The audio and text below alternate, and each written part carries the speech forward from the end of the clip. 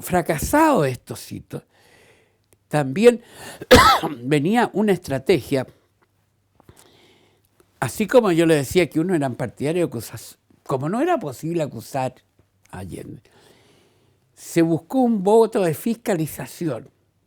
La Cámara podía fiscalizar y establecer algún voto, un acuerdo de fiscalización, que no iba a tener valor jurídico en cuanto a cambiar el régimen, porque no estábamos en un gobierno parlamentario, pero sí una acusación, un acuerdo bien fundado señalando las causales era de suyo muy importante. Y yo los antecedentes que tengo que este voto, que se tradujo en un acuerdo el día 22 de agosto del año 73, fue estudiado minuciosamente por el senador Francisco Bulnes, que era un hombre de gran sabiduría jurídica y buen criterio, y Patricio Elwin. Eso es lo que yo siempre supe. Entonces estudiaron el voto, y de aquí un precedente anterior. Esas garantías constitucionales en las cuales me tocó participar a mí, que establecieron una mayor exigencia respecto al cumplimiento de garantías constitucionales, sirvió de base para el análisis de este voto.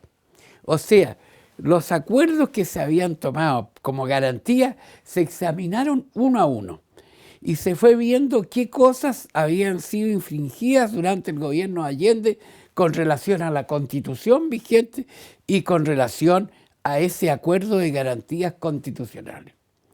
Y entonces, si usted ve el voto, que yo lo tengo guardado, y se redactó un largo acuerdo en que se fueron señalando una a una las infracciones constitucionales en que había incurrido el gobierno de Salvador Allende, y sobre eso se estableció, se hizo un dictamen por parte de la mayoría del Congreso diciendo que se habían infringido estas garantías constitucionales. Y se concluía en el voto, este es lo importante, que se solicitaba la integración de las Fuerzas Armadas, o sea, que las Fuerzas Armadas se hicieran presentes para que hicieran cumplir este acuerdo, o sea, en el gabinete de alguna manera. Y en eso me acuerdo yo que fue una sesión muy prolongada y muy fuerte, en que se enfrentó tanto el gobierno y la oposición. El acuerdo fue tomado no hubo ningún parlamentario demócrata cristiano que no votara el acuerdo. Incluso mis queridos amigos Andrés Elwin, el otro Mariano Ruiz, todos tuvimos de acuerdo en votar, con mucha duda, con mucha dificultad, porque como se dijo en la sesión que fue secreta, el peligro era que pudiesen con esta situación intervenir los militares. Eso se tuvo presente y se dijo y se conversó y se habló profundamente. Pero no se veía otra salida y se aprobó este voto por una mayoría importante, no me acuerdo exactamente, pero era una mayoría importante de parlamentarios, que en cualquier gobierno de parlamentario hubiera sido voto suficiente como para cambiar cualquier gobierno en cualquier república o democracia del mundo. Pero aquí no, porque si bien había esa mayoría de censura, estábamos en un sistema de gobierno, estábamos de tipo presidencial, que el voto solo significaba un téngase presente para que el gobierno rectificara su política, pero que no tenía eficacia jurídica porque no producía efectos jurídicos. No era como provocar una crisis de gabinete como sucede en los gobiernos parlamentarios. Eso fue el 22 de agosto. Ahora, yo te tengo que decir, este voto son de las cosas más importantes que me ha tocado a mí, porque fue preparado y fue estudiado. Y me acuerdo, nos encerramos en un lugar por ahí cerca de Maipú, me acuerdo. Toda una noche, fue una noche de vigilia.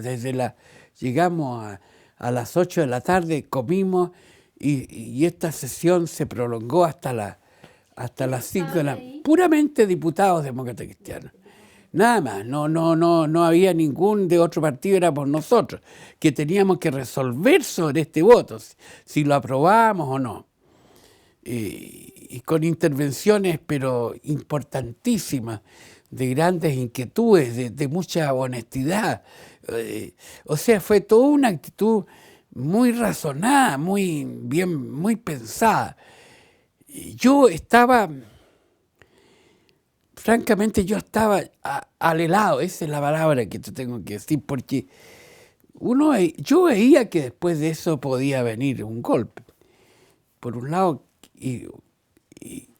pero la situación era tan tremenda que uno no sabía qué camino seguir. Bueno, pero obtuvo su mayoría y fue aprobado por todos el que concurríamos a ese voto. Y así fue que en la sesión del Congreso, de la Cámara de Diputados, concurrieron todos los parlamentarios y no hubo ninguna escisión, nadie que estuviera en contra. Yo no sé si esa sesión del Congreso, en lo que estoy hablando es un prolegómeno, esta reunión de parlamentarios, pero la sesión de la Cámara fue secreta. Yo no sé por cuántos años se mantienen el secreto pero sería interesante que se diera a conocer la versión de esa sesión. Recuerdo muy especialmente el voto que fijó nuestra posición, que fue encabezado por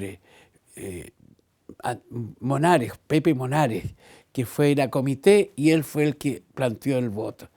Creo que estaba presidiendo la sesión entonces Luis Pareto, don Lucho Pareto. Bueno, todos vivimos con mucha angustia y seriedad toda esta situación que fue tremendamente crítica y que desgraciadamente no pudo ser solucionada en forma armoniosa como lo habría querido el cardenal Elwin y Allende. Por la razón que yo te digo, yo creo que no dejaron los partidos que acompañaban a la parte importante de ellos a Allende o buscar una solución democrática, un acuerdo con la oposición para seguir, sino que creyeron que podía imponerse una postura de fuerza, cosa que, bueno, no sucedió. En la democracia cristiana las posturas tampoco eran homogéneas. No lo eran, pero en ese momento sí. Si yo no digo que, yo te digo, yo sé lo que le costó a Bernardo Leighton votar. Yo sé lo que le costó a Andrés Elwin votar ese voto. Lo sé, porque ellos dijeron, mira, aquí lo que va a pasar es esto, y anticiparon lo que podía pasar con un gobierno militar, que era una posibilidad que se daba. Entonces, pero votaron, porque no, la situación era... Y la situación, te digo yo, porque eso fue el 22, y constantemente se vivía ya una cosa tremenda todos esos días. Entonces yo me acuerdo, teníamos muy buena información porque uno de los diputados era Gustavo Cardemil, era diputado por Valparaíso. Y él vivía en el mismo edificio en que vivía el almirante Merino. Entonces, bueno, tenía amistad, la amistad de vecindad que tenían. Y bueno, y nos informaba la actitud en que podía estar Merino. Y me recuerdo, pero con mucha claridad, el día 10 de septiembre, el día 10, que es bien importante el 10, ya habíamos llegado al máximo, porque ¿qué había pasado? Se habían reunido todos los presidentes provinciales de la democracia cristiana y habían acordado de que todos los parlamentarios renunciáramos, porque no tenía valor nuestra presencia parlamentaria. Porque ¿qué más hacíamos? Habíamos acordado ese voto de censura, no se podía llegar más allá y las cosas no cambiaban y la cosa estaba... Entonces, acordaron ellos que renunciáramos. Y yo me acuerdo que el día ese, en la tarde, renunciamos prácticamente todos los parlamentarios a nuestro cargo. Una renuncia que no alcanzó. Creo, me acuerdo, por ahí alguna notita saldría en el diario La Segunda, qué sé yo, pero no alcanzó a ser un hecho político relevante. Pero se sabía que esa era nuestra posición. Y me acuerdo reunido en la noche, en una sala del segundo piso del Congreso, me acuerdo, entró Gustavo Cardemil, eran como las 10 de la noche antes de irnos, y dice, oye, chiquillo, la Armada se volvió, había una operación Unitas en Valparaíso, y la Armada había salido, y este que tenía, nos contó esa noche que la Armada había regresado. Con lo cual, yo me fui con la convicción de que las cosas ya estaban dadas. Eso fue el día 10. O sea, casi con la convicción de que se iba a producir un golpe. Pero lejos de estar nosotros metidos en este asunto, eran los hechos que estaban sucediendo.